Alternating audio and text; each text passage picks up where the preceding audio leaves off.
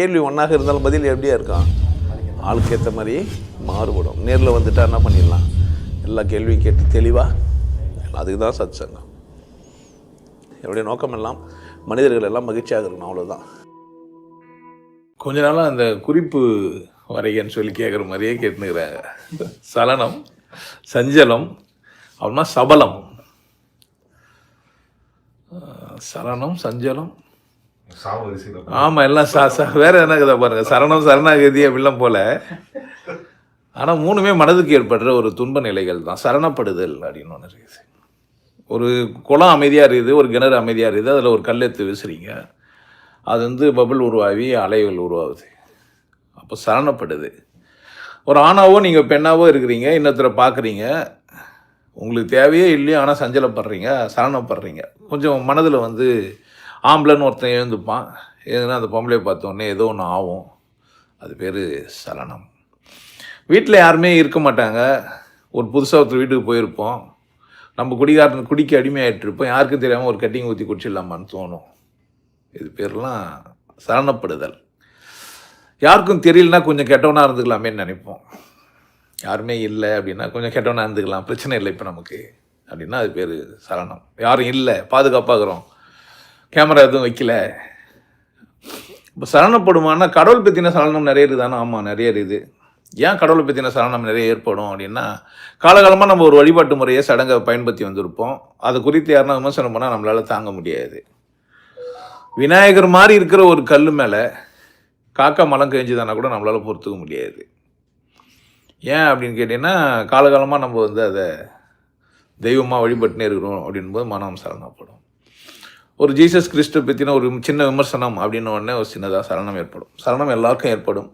But அந்த சலனத்தை அங்கேயே நிறுத்திட முடியும், அங்கேயே ஸ்டாப் பண்ணிக்கலாம். நம்ம சலனப்படுறோம், இது நமக்கு நல்லது இல்லை, இது நமக்கு சரியானது இல்லை, இது வேணாம் அப்படின்னு நம்ம என்ன பண்ண முடியும், நம்ம தப்பாக கவனிக்கிறோம், தப்பாக உணர்கிறோம், இது நமக்கு நல்லது இல்லைன்ட்டு சூழ்நிலையை நீங்கள் கையாள முடியும். இந்த சலனத்தை நீங்கள் ஸ்டாப் பண்ண முடியும், சலனப்படுறதுலேருந்து நீங்கள் விடுதலை அடைய முடியும். ஆனால் உங்கள் இப்போ இதே காமம் உங்களை உள்ளே வச்சு ஆட்டுது, உங்களால் பொறுத்துக்க முடியல, அப்போது நீங்கள் வந்து சஞ்சலப்படுவீங்க, மனசுக்குள்ள ஒரே சஞ்சலப்படும். அப்போ நீங்கள் வந்து வேறு மாதிரியான கையாளுதெல்லாம் படம் பார்ப்பீங்க, இல்லை பாத்ரூமில் போய் ஏதோ ஒன்று பண்ண பார்ப்பீங்க, உங்களை நீங்களே சாட்டிஸ்ஃபைட் பண்ண முடியுமான்லாம் போராடுவீங்க, இல்லை எதிராளி என்ன நினச்சாலும் பரவாயில்ல அப்படின்லாம் பேசலாம், கேட்கலான்லாம் போகும். இது வந்து சலனத்துலேருந்து அடுத்த கட்ட வளர்ச்சி. ஆனாலும் ஒரு பயம் கூடவே இருக்கும், சரியா தப்பான்னு. குற்ற உணர்வும் அங்கே உருவாகும். சலனத்தில் குற்ற உணர்வு உருவாகாது, நம்ம அங்கேயே நம்மளே ஸ்டாப் பண்ணிகிட்ருப்போம், இதில் கொஞ்சம் எக்ஸ்ட்ரா வேலை செஞ்சுருப்போம். கடவுள் குறித்து சஞ்சலப்படுவோமானா ஆமாம், உடனே போய் அந்த கல்லை கழுவோம், இல்லை காக்கா இது பண்ணுவோம். இது கதையெல்லாம் நிறைய சொல்லி வச்சுருப்பாங்க. சிலந்திகள் கூடு கட்டிச்சு, ஏனை போய் அதை எடுத்து விட்டுதுன்னு திருவானைக்காவலில் சொல்லி ஒரு கதை சொல்லி வச்சுருப்பாங்க. இதெல்லாம் சஞ்சலப்படுதல். சலனத்துலேருந்து கொஞ்சம் மாறிச்சு, சஞ்சலப்பட்டு கொஞ்சம் வேதனைப்பட்டு செயல்பட முயற்சி செஞ்சு அவமானப்படலாம் அல்லது வெற்றி பெறலாம். ரெண்டு இருக்குது. எதிராளி ஒத்துக்கினாங்கன்னா ஒன்றுமே இல்லை, தெய்வ வழிபாடு சரின்னு நீங்கள் உணர்ந்துட்டீங்கன்னாலும் சரியில்லை. என்ன மாதிரி ஆளுங்க பேசுனாங்கன்னா திரும்ப உங்களுக்கு குற்றவுணர்வு வரதுக்கு வாய்ப்பு இருக்குது. எங்கே கல் மண்ணை அவ்வளோ தூரம் கழுவுறீங்களே, உங்கள் மனசு கழுவுனீங்களான்னு கேட்கும்போது உங்களுக்கு வலிக்கும். அப்போ சஞ்சலம் கொஞ்சம் சலனத்தை விட கொஞ்சம் அதிகபட்சமாக மனம் வந்து அதிர்வுகளை உண்டாக்கும். பெரிய பாறையை எடுத்து கிணல போடுற மாதிரி, சின்ன கல் போடல, இப்போ பெரிய பாறையை எடுத்து குளத்துலையோ அல்லது கிணத்துலையோ போட்டால் ஏற்படுறோம் பார்த்தீங்களா, தண்ணியெல்லாம் பொங்கி அளவுகள்லாம் கூட மாறலாம். அந்த அளவுக்கு சொல்ல முடியாது. பாறைகள் நீங்கள் போட்டு கிணறு கூட துருத்துடலாம். அந்த பெரிய பாறைகள்லாம் இந்த போர்லலாம் பார்த்தீங்கன்னா சின்ன குழந்தைங்கள்லாம் பார்த்தீங்கன்னா கல் திரும்ப உள்ளே போட்டுரும். பெரியவங்க போட்டிருந்தா கூட அவங்க சின்ன குழந்தைங்க தான். ஸோ மனம் சஞ்சலப்படுது, சலனத்துலேருந்து கொஞ்சம் மேறுபட்டது.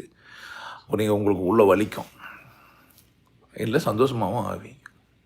ஏன்னா சஞ்சலப்பட்டதுனால நீங்கள் செஞ்ச செயல் உங்களுக்கு வெற்றி தந்தது அப்படின்னா நீங்கள் கொஞ்சம் சந்தோஷப்படுவீங்க. ஸோ சலனம் சின்னது, சஞ்சலம் அதிலே பெருசு. மன அதிர்வு, மனம் அமைதியிலேருந்து நிதானத்திலேருந்து தன்னிலையிலேருந்து தன்னை இழந்து தன் தேவைகளுக்காக அல்லது தேவையற்ற செயல்களுக்காக. மனிதனுக்கு தேவைகளை விட ஆசைகள் அதிகம். ஒரு ஆணுக்கு ஒரு பெண் போதுமானவங்க, ஆனாலும் கூட சஞ்சலப்படுவான் எல்லாத்தையும் பார்த்து. ஊரில் போகிறவங்க நடுவு போகிறவங்களாம் அழகாக இருந்தாங்கன்னா, தன் மனைவியை விட அல்லது தன் பார்ட்னரை விட அழகாக இருந்தாங்கன்னா கொஞ்சம் பார்த்தோன்னே சலனம் ஏற்படும்.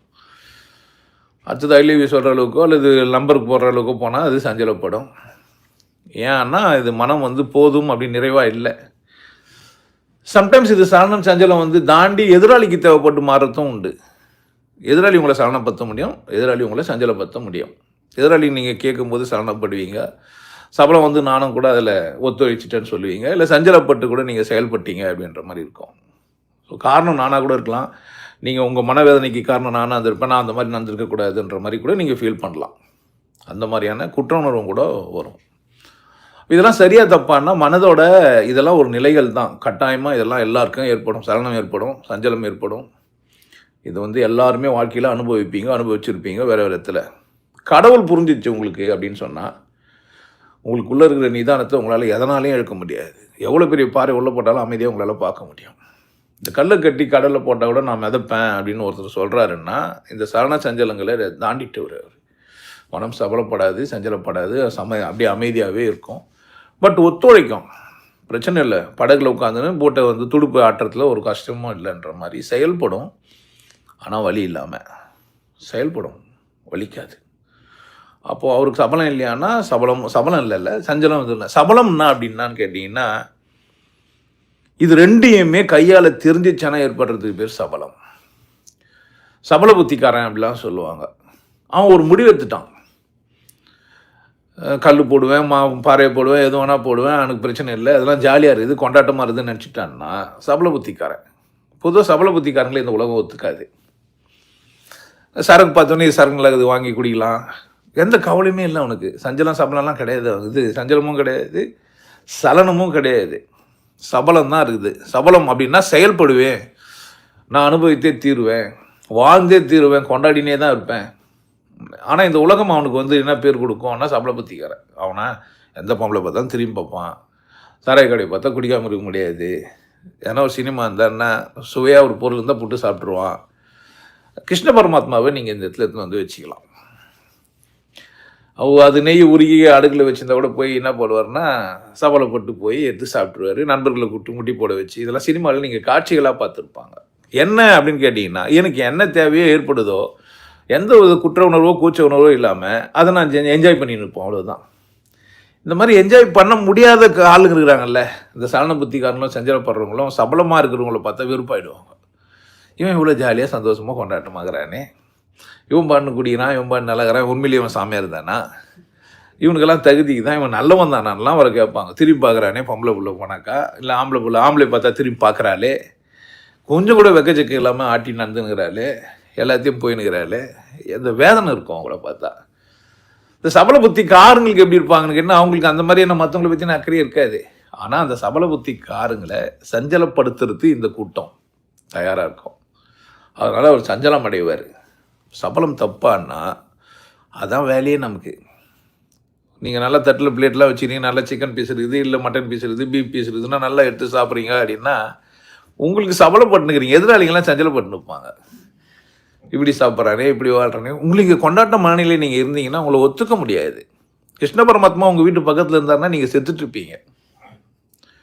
ஆமாம், போகிற வர பொண்ணுங்களெல்லாம் கூப்பிடுவார், கைப்பிடிச்சி இழுப்பார், முடி பிடிச்சி இழுப்பாருன்னா அது உன் மனைவியாக இருந்தால் நீ தாங்குவியா பாரு, கஷ்டம். ஸோ ஏதோ கதையில் மட்டுமே கிருஷ்ண பரமாத்மா இருக்கிற வரைக்கும் உங்களுக்கு பிரச்சனை கிடையாது. ஆனால் நேரில் வந்துட்டாருன்னு வச்சுக்கோங்களேன், உங்களுக்கு ஒரே கஷ்டம்தான், ஒரே சஞ்சலம் தான். என்னடா இந்த மனுஷனாருக்கு போய் உட்கார முடியல, பேச முடியல, சச்சாங்கன்றான், எதோ பேசுகிறான், கஷ்டமாக இருக்குது அப்படின்லாம். இது சபல புத்தி இல்லை, அவர் கொண்டாடுறாரு, அதை சபலமாக நீங்கள் பார்க்குறீங்க, தப்பாக பார்க்குறீங்க. ஒரு கொண்டாட்ட மனநிலையே மற்றவங்க பார்த்து புரிஞ்சுக்கிற இடத்துக்கு பேர் சபல புத்திக்காரன்னு அவனுக்கு சொல்கிறது. பட் உங்களுக்கு வந்து அப்படி இருக்க வேண்டியது இல்லை. உங்கள் முடி நீங்கள் எப்படின்னா வச்சுக்கலாம், உங்கள் கண்கள் நீங்கள் எதை வேணால் பார்க்கலாம், உங்கள் காதுகள் உங்களுக்கு எதுவும் கேட்குறதுக்கு உரிமை உங்களுக்கு இருக்குது, உங்கள் மூக்கு உங்களுக்கு தேவையான வாசனை நீங்கள் மோந்துக்கலாம், உங்கள் வாய், உங்கள் பல், உங்கள் நாக்கு உங்கள் தேவையானதை நீங்கள் சாப்பிட்டுக்கலாம், உங்கள் உடம்பு உங்களுக்கு தேவையான உடுப்புகளை போட்டுக்கலாம், உங்கள் அவைங்களை நீங்கள் எதை காட்டலாம் எதை காட்டக்கூடாதுன்ற முடிவை நீங்கள் எடுத்துக்கலாம். நான் இங்கே வந்து நிறைய பார்த்தது பின்னாடி புட்டத்தை எல்லாருமே காமிச்சின்னு போகிறதுக்கு அதுக்கேற்ற மாதிரி ட்ரெஸ் போட்டுன்னு போகிறத பார்த்துனே இருக்கிறேன். தொடையெல்லாம் ஃபுல்லாக காமிச்சின்னு, முக்கியமாக அந்த பாயிண்ட்டு அந்த ஓட்ட மட்டும் தான் மூடுவாங்க போடுது, இன்னும் ஒரு கலங்களில் அந்த மாதிரிலாம் இருக்குது. நான் பார்க்குறேன் இதெல்லாம். இது நீங்கள் வந்து சபல புத்தியாக நீங்கள் நினச்சிக்கலாம், அவங்க போட்டுக்கிறதே பார்க்குறதுக்கு தான். பார்க்குறதுக்கு குற்றம் நீங்கள் சொன்னால் பாவம் நீங்கள். அப்போ சபல புத்திக்காரனை, கொண்டாட்டமாக இருக்கிறவனே நீங்கள் சபல புத்திக்காரனாக மாற்றிடுவீங்க. ஸோ கொண்டாட்ட மனநிலையிலே நீங்கள் இருந்தால் நீங்கள் ஒரு சபலப்படுறவராக இந்த உலகம் உங்களை சொல்லும். ஒத்துக்காதவங்க. ஒத்துக்கிறவங்க அப்படின்னு பார்த்தீங்கன்னா என்ன மாதிரி ஆளியாமல் எதை வச்சாலுமே அனுபவிச்சுனுங்கிறான் அப்படின்ட்டு. மனைவிமார்கள் அப்படின்னு கணவனுக்கு மனைவியாக இருக்கிறவங்க கணவன் சாப்பிட்றத பார்ப்பாங்க.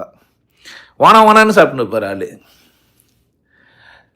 அப்போ வந்து அந்த மனைவி ஒத்துக்கினா அப்படின்னாக்கா பரவாயில்ல, இருந்தாலும் இப்படி தான் லூஸ் மாதிரி பேசுவான், பரவாயில்ல இன்னும் 2 இட்லி வைப்போம் அப்படின்னு கொடுத்து நிற்பாங்க. மனைவிக்கு சபலம் இல்லை இது, கணவனை புரிஞ்சு வச்சுன்னு இருக்குது. இன்னொரு இட்லி கேட்கலாமா வேணாமான்னு சந்தேகப்பட்டு நிற்பான் கணவன். அந்த இடத்துக்கு பேர் சபலம். கேட்காம கூச்சமே இல்லாமல் சாப்பிட்டாலும் அது பேர் சபலம் தான். பட் கேட்டால் தப்பாயிடுமோன்னு நினச்சா அது பேர் சஞ்சலம். கேட்கலாமா வேணாமான்னு தோணுச்சுன்னா அது பேர் சலனம். ஸோ சலனமும் சஞ்சலமும் இல்லாமல் சபல புத்திக்காரனாக நீங்கள் வாழணும். முடியுமான்னு பாருங்கள். நிறைய உங்களுக்கு கடவுள் பற்றி புரிஞ்சுக்கிற மனிதர்கள், புரிந்ததாக சொன்ன மனிதர்கள்லாம் என்ன செஞ்சுட்டாங்க அப்படின்னு கேட்டிங்கன்னா, இந்த பக்கம் எதையுமே அனுபவிக்காமல் சும்மா தான் கொண்டு வந்தாங்க. கோமணம் கட்டின்னு துணி போடாமல். நான் இது 2 விதமாக பார்க்குறேன். ஒன்று, கடவுள் மேலே ரொம்ப தாகமாகி கடவுள் எனக்கு முக்கியம், வாழ்க்கை எனக்கு தேவையில்லை அப்படின்னு போயிட்டாங்க. சூப்பர், தப்பு கிடையாது, அவங்க பிரச்சனையும் கிடையாது. ஆனால் அங்கேருந்து நம்மளை பார்த்து கிண்டல் பண்ணும்போது தான் பிரச்சனை. வாழ்கிறவனை பார்த்து அவனுக்கு வெறுப்பாக வரானுங்க. கண்ணை வெட்டி திறந்து பார்த்துட்டு கண்ணு முடின்னு எல்லாம் சந்தோஷமாகறாங்களேன்னு வெறுப்பாயிடுது அந்த சாமியாருங்களுக்கு. அப்போ நம்மளை பார்த்து சில பாட்டுங்கள்லாம் எழுதி வச்சுக்கிறானுங்க பார்த்தீங்களா, அப்போ தான் எனக்கு ரொம்ப கஷ்டமாக இருக்கும். இவன் தான் போயிட்டான் தானே, யார் எப்படின்னா என்ன இருக்கும். அப்போ அவனுக்கு சஞ்சலம் இருக்குது. நான் சபல புத்தியோடவே வாழலாம், எனக்கு என்ன இருக்கக்கூடாது, சரணமும் சஞ்சலமும் இருக்கக்கூடாது. ஒன்று நீங்கள் சபல புத்தியோடு இருங்க, இல்லைன்னா சாப புத்தியோடவே இருங்கன்ற. நான் இந்த உலகத்தை கொண்டாடாத அத்தனை பேரும் சாபம் பெற்றவர்கள் தான் என்னுடைய பார்வையில். உங்களுக்கு குற்றமாக கூட அது தெரியலாம். எனக்கு வெறும் உச்சா விடுற மாட்டேங்கலாம் என்ன செய்யலை, என்ன கடவுள் வேறு மாதிரியாகவும் செஞ்சு வச்சுக்கிறார். என் கண்கள் காட்சிகளை பார்க்கறதுக்கும் காட்சிகளை பார்க்காம இருக்கிறதுக்கும் செய்யப்பட்டிருக்குது. நான் 2யுமே அனுபவிக்கிறேன். எனக்கு என்ன இல்லை அப்படின்னு கேட்டிங்கன்னா, எனக்கு வந்து எந்த விதமான சஞ்சலமோ சலனமோ இல்லை. பார்க்குறதுல, பேசுகிறதுல. நான் குடிப்பேன்னா ஆமாம் குடிப்பேன், பார்ப்பேன்னா ஆமாம் பார்ப்பேன், வாழ்வேனா ஆமாம் வாழ்வேன், கொண்டாடுவேன்னா கொண்டாடுவேன், எல்லாம் சாப்பிடுவேன்னா ஆமாம் எல்லாம் சாப்பிடுவேன், எனக்கு பிடிச்சிருந்தா சாப்பிடுவேன், சமயத்தில் எனக்கு பிடிக்காமையும் போய்டும், நான் வேணானும் சொல்லுவேன். இதில் எனக்கு என்ன இல்லை. ஆனால் பார்க்குறவங்களாம் இவன் சபல புத்திக்காரன் அப்படின்னு சொல்லுவாங்க. ஏன்? அவங்களால வாழ முடியல. சில பேரில் கொண்டாட்டமாக இருக்க முடியாது, சில பேரில் நல்ல உடுப்பை போட முடியாது. வயிறு நல்லா பெருசாகிடுச்சுன்னா நீங்கள் எப்படி ஜீன்ஸ் பேண்ட்டு போட்டு நடக்க முடியாது. தனியாக தொப்பை தனியாக இருக்கும். பேண்ட் அந்த மாதிரி பேண்ட்டை நீங்கள் யோசிக்கக்கூட முடியாது. இங்கே பார்க்குற இந்த பிள்ளைங்கள்லாம் சின்ன சின்ன சிம்மியெல்லாம் போடுதுங்கன்னா அதுங்களால முடியும். சில ஏரியாவில் இருக்கிற பொண்ணு பெண்களால் போட முடியாது. அந்த மாதிரி இல்லை, உடல் அமைப்பு அப்படி இல்லை. அப்போ அவங்க கொண்டாடுகிறாங்கன்ற மாதிரி நீங்கள் பார்த்தீங்கன்னா உங்களுக்குள்ளே எந்த மாதிரியான சஞ்சலமோ சலனமோ இல்லை.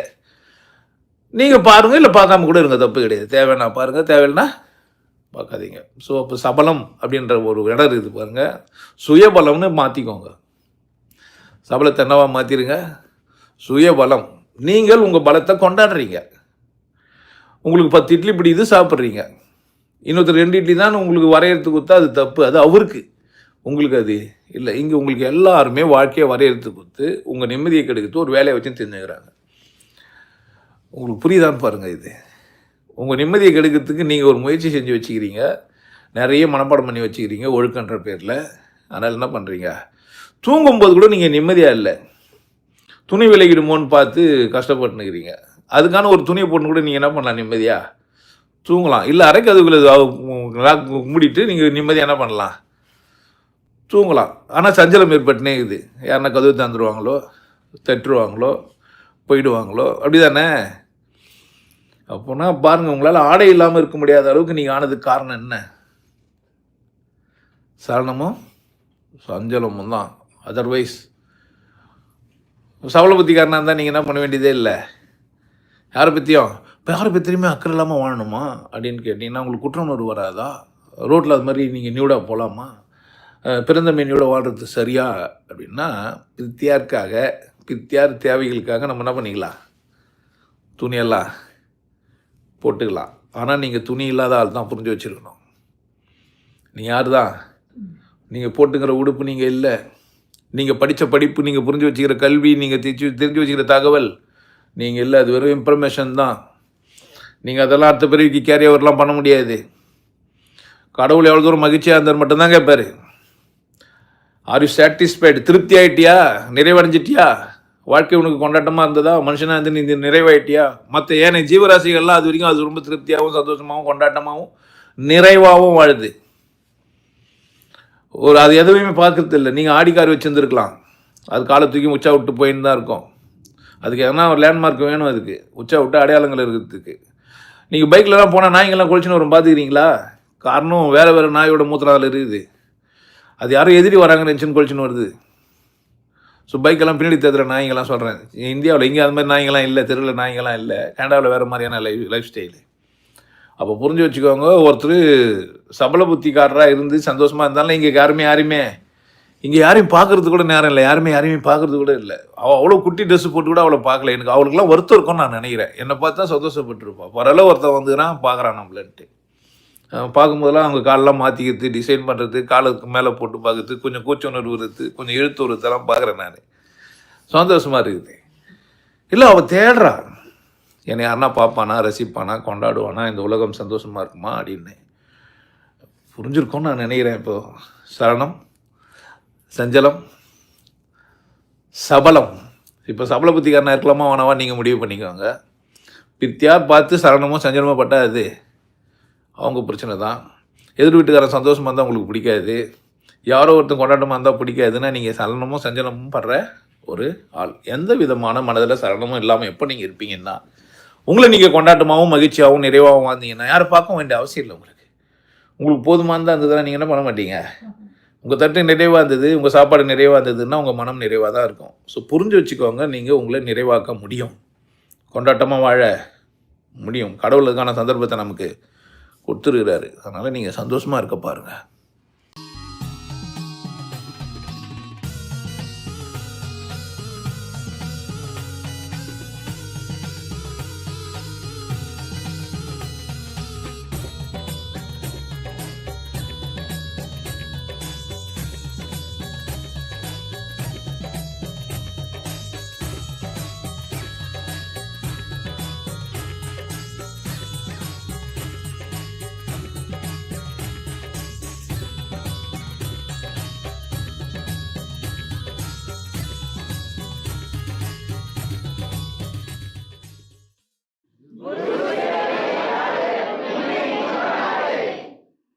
நல்லா இருங்க, சிறப்பாக இருங்க, கொண்டாட்டமாக இருங்க. உங்களை நீங்கள் மதிப்பு மிகுந்தவராக மாற்றுறது உங்கள் கையில் தான் இருக்குது. நல்லா இருங்க. நான் ஒரு வாய்ப்பு, என்னை பயன்படுத்திக்கலாம். நல்லது.